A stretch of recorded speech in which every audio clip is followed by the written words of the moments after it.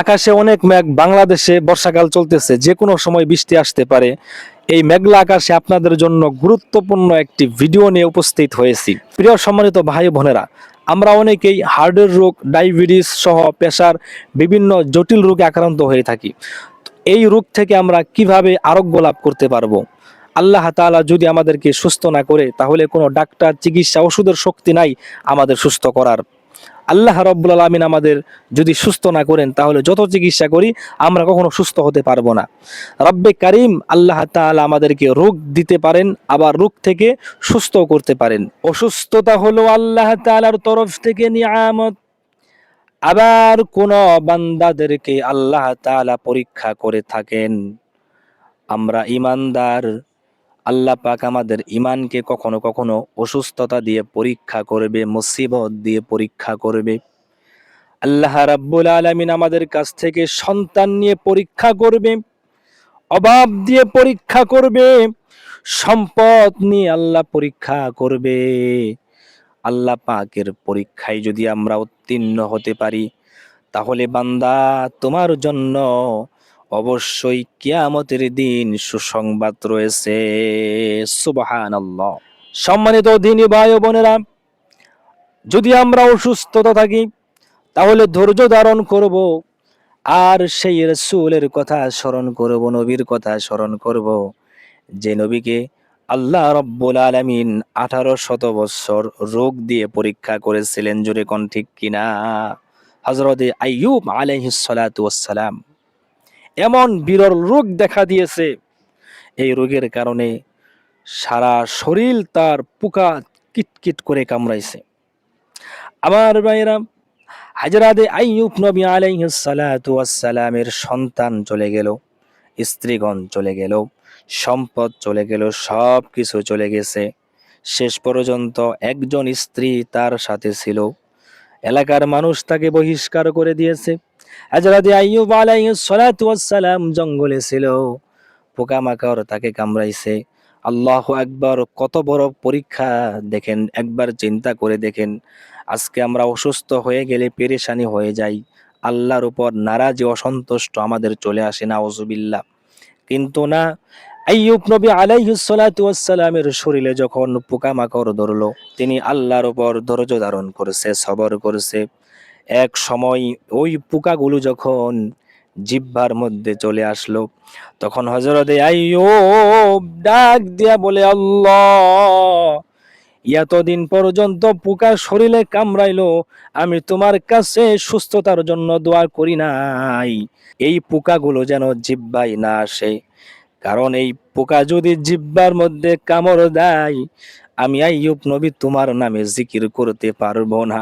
আইয়ুব নবী আলাইহিস সালাতু ওয়াস সালাম যখন ডাক দেয়া বলে, আল্লাহ, পোকাগুলো যেন আমার জিহ্বায় না কামড়াইতে পারে, আল্লাহ রব্বুল আলামিন হযরত আইয়ুব আলাইহিস সালাতু ওয়াস সালামকে সুস্থ করে দিলেন। সবাই বলেন সুবহানাল্লাহ। তো আইয়ুব নবী আলাইহিস সালাতু ওয়াস সালাম দীর্ঘ 18 বছর পর্যন্ত তিনি পোকার কামড় খেয়েছে। আল্লাহ তাআলা তাকে এতটাই পরীক্ষা করেছিলেন। আর আজকে আমরা অসুস্থ হয়ে গেলে, হ্যাঁ, আল্লাহ তাআলার উপর বিশ্বাস হারিয়ে ফেলি। আমার ভাইরা, অসুস্থ হলে অবশ্যই চিকিৎসা করতে হবে, ডাক্তারের কাছে যেতে হবে। কোনো ব্যক্তি আপনাকে সুস্থ করতে পারবে না। অসুস্থ হবেন, চিকিৎসা নেওয়া রাসূলের সুন্নত, ডাক্তার দেখাইতে হবে।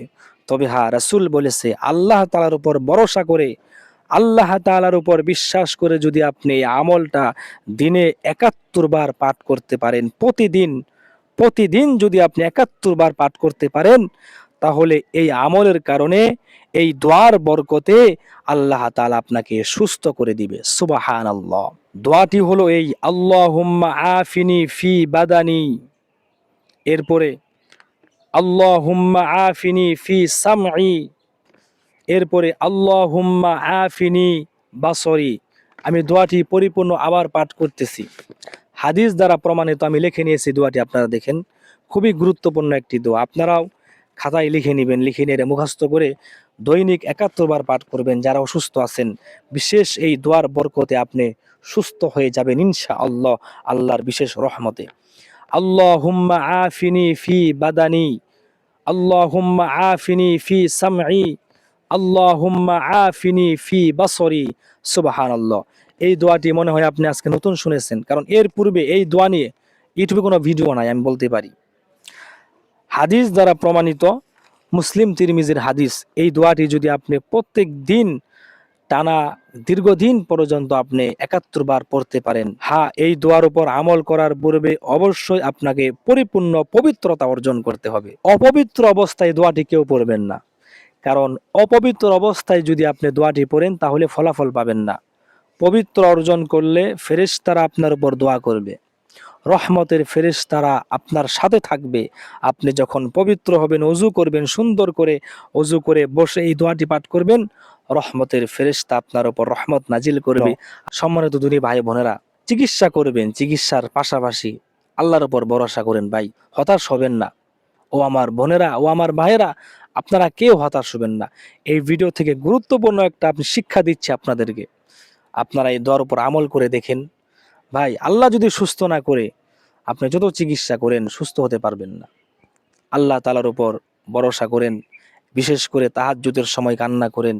তাহাজ্জুদের সময় তো আল্লাহ তাআলা বলতেছে, বান্দা কে অসুস্থ আমার কাছে দোয়া করো, আমি তোমাকে সুস্থতা দান করব। সুবহানাল্লাহ। আল্লাহ বলতেছে কে অসুস্থ, কে অভাবী, হ্যাঁ, কার রিজিক প্রয়োজন, আমাকে ডাকো, নামাজ পড়ো, আমি তোমাকে সুস্থ করে দিব। মা বোনেরা, আপনারা সারাদিন বাড়িতে কাজ করেন, একটু রাতে সময় করে 3:30 বাজে উঠে তাহাজ্জুদের অভ্যাসটা করেন, আর 5 ওয়াক্ত নামাজ পড়েন। নামাজ কাজা করবেন না ভাই, কেউ নামাজ কাজা করবেন না, নামাজটা পড়েন। হ্যাঁ, এর পাশাপাশি আল্লাহর উপর ভরসা করে আমলটা করতে থাকেন, দেখবেন এই দোয়ার বরকতে আল্লাহ পাক আপনাকে সুস্থ করে দিবে। আপনি সব সময় সুস্থ থাকেন, ভালো থাকেন, আমি দোয়া করি। এই ভিডিওটি আপনাদের জন্যই তৈরি করা হয়েছে। এই ভিডিওতে আমি কোনো প্রকার গ্যারান্টি দেই নাই যে এই দোয়া পড়লে আপনি সরাসরি সুস্থ হয়ে যাবেন, কারণ দোয়া আপনাকে সুস্থ করতে পারবে না। অবশ্যই ডাক্তারের কাছে যেতে হবে, চিকিৎসা করতে হবে, ওষুধ সেবন করতে হবে। এই দোয়া হলো একটা উসিলা, এই দোয়া হলো একটা চিকিৎসা, এই দোয়া হলো একটা মাধ্যম। এই ভিডিও থেকে এটাই আমি শিখাচ্ছি যে আপনারা কোনোভাবেই এই দোয়ার উপর ভরসা করে বসে থাকবেন না। এই দোয়ার উপর আমল করবেন, পাশাপাশি চিকিৎসাও করবেন। ডাক্তারের কাছে যাবেন, আপনার কি সমস্যা ডাক্তার বলে দিবে।